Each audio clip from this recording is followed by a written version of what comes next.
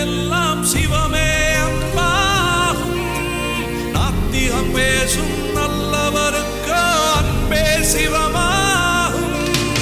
அன்பே சிவம், அன்பே சிவம் என்போம். அன்பே சிவம், அன்பே சிவம் என்போம். அன்பே சிவம், அன்பே சிவம் என்போம். அன்பே சிவம், அன்பே சிவம் என்போம். யார் யார் சிவம்